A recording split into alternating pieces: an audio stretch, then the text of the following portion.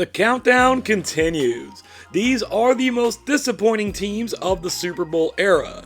We are 2 down and 31 left to go.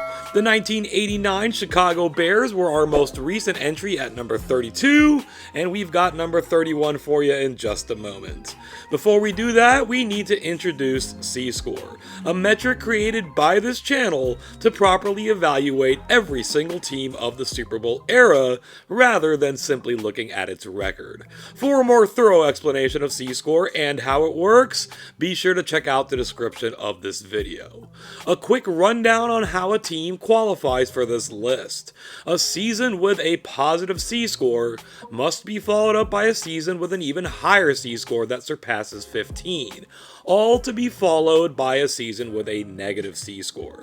That third season becomes the disappointing one. The bigger the drop from season 2 to season 3, the bigger the disappointment. Now for that team in the 31st spot, the 2009 New York Giants. Thank you for joining us today. Let's get this thing started. There probably isn't a whole lot more to be said about the 2007 New York Giants that hasn't already been said. They were a run-of-the-mill team that earned a wildcard berth at 10-6, albeit against a difficult schedule, that went on to win the Super Bowl, putting up a C-score of 10.294. I guess the old expression states that it's not how you start, but how you finish. That comes even more in handy in the NFL or in any other sport that has a playoff system, because once a team makes those playoffs, they get a clean slate.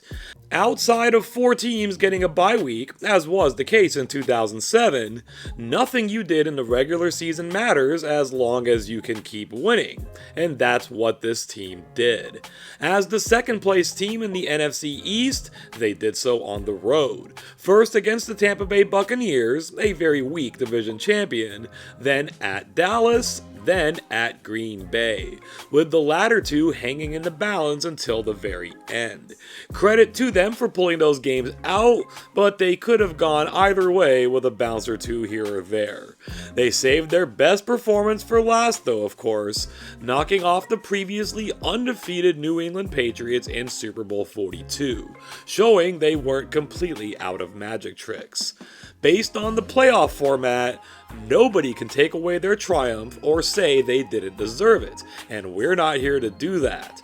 But we can identify what happened as a fluke. And it was, because if something is not a fluke, it can be repeated over and over again with great consistency, and there's little to suggest they could ever do so. But they did it, and they are forever enshrined as Super Bowl champions. Here's the thing though, perhaps they were emboldened, perhaps they had a championship winning team all along, but they came back much better in 2008. They improved their record from 10-6 to 12-4, but they also improved their point differential from plus 22 to plus 133. Their middle-of-the-road performances in points scored and points allowed both jumped into the top 5. This was unequivocally a better team, proven by their C-score of 20.308. Yet, they turned into a mirror opposite of the 07 team. They tore out of the gates, starting 11-1 and laid the wood to some pretty good teams. Then came a 1-3 end to the season, but they had done enough to win the NFC East and secure the number 1 overall seed. Now entering the playoffs through the front door and doing so as the defending Super Bowl champions, it would be time to show their true mettle. But that whole mirror opposite thing lingered, and they were set to face off with the Philadelphia Eagles. And just like the season before, the NFC East champion and number 1 seed lost its first playoff game at home to a team that it beat out for that division title. Only this time, the Giants were on the wrong end of things. The Eagles were an excellent team that was in no way reflected by its mediocre record. But while the score of this game was mostly close, Philly truly controlled it. The ground game was mostly there for the Giants, but the passing game was not. Now the question might be this: how can you possibly say that this team, one and done in the playoffs, was better than the previous season's team that won the Super Bowl. In one sense, it's simple. This was just a better team. But this brings up a fundamental misunderstanding that permeates the sports world. That being the difference between being better and being more successful. Clearly the '07 Giants were more successful, but our metrics, not to mention our eyes, tell us that the '08 team was better. It's the fickle nature of the NFL sometimes, and the better team doesn't always win. If it did, then every single season would have an undefeated Super Bowl champion. The action between the lines of a 60-minute playoff game can end a season, making it less successful, but the preceding 960 minutes will always matter in the greater analysis. And what is C-score if it's not taking in the greater analysis? All that now brings us to the 2009 season. The previous two seasons gave the Giants a Super Bowl championship and a number 1 seed that was accompanied by a slip-up. There was nothing to indicate that the Giants didn't have the goods to make another run at it, but that expectation was instead met with disappointment. Not a terrible season by any means, 8-8 against a pretty tough schedule, but nowhere near up to par, taking their C-score down by more than 20 points to negative 0.531.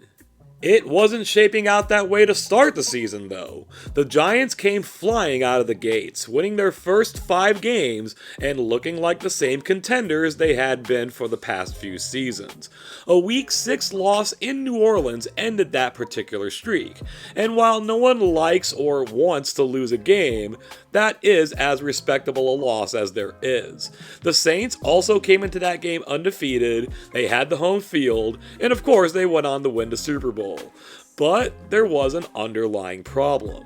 During that 5-0 start to the year, the Giants allowed just 71 points, barely more than 14 points per game.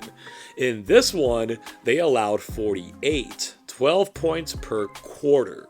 Again, this was a great Saints offense, in fact one of the very best of the entire Super Bowl era, and the Giants never gave up that many points again the rest of the way.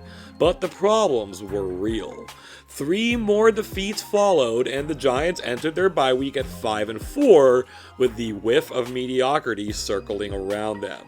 At 7-5, they remained very much in playoff contention, but a 1-3 run ended things, wherein they allowed an average of more than 43 points per game in each of those losses. We all know how the talking heads in the football media like to frame things. If a team plays well, heap all the praise on the quarterback. If it's not playing well, the quarterback either gets all the blame, or they will decry about how he doesn't have the necessary support to succeed. That's never been the case with these Giants teams, no matter how famous their quarterback's name is, or the fact that he is occasionally capable of making a big play in a big moment. The fuel for the Giants had always been a strong running game behind a commanding offensive line, and a defense that may not always be dominant, but does enough, especially in the pass rush, not to be a liability. These were the issues this season. From the top-ranked running game in the entire league in 2008 to 14th this season. From first in rush yards per attempt down to 20th. From 5th in total defense to 13th. From 6th in sacks to tied for 18th. And of course, the biggest one of them all, from 5th in points allowed all the way down to 30th. If the 2009 Giants season was transported to, say, the Cleveland Browns, the Detroit Lions, or the St. Louis Rams, it would have been seen as a success, or at least a beacon of optimism. Context is king after all. That's what creates disappointment. It's not being the worst team in the league or even a particularly bad team. It is the level of accomplishment achieved set against an established expectation.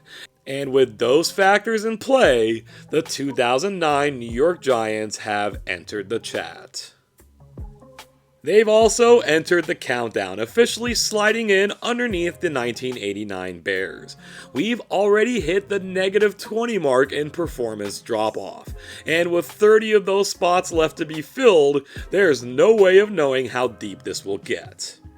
Well, there is one way. Be sure to stay with us as we reveal more of these teams. Thank you so much for getting to this point of the video.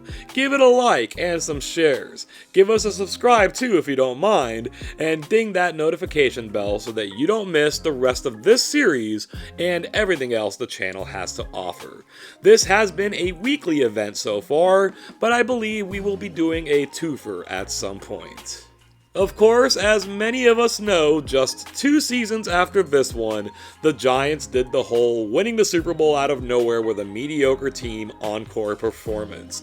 And it was only the memories of 2007 that made it even scarcely believable. Certainly not this midpoint season of 2009. Let me know about any thoughts you have on your mind regarding this team, the Giants franchise in general, this series, or anything else. The comments section is your playground. Thank you once again for taking some time with us today, and until next time, I hope you have an awesome day.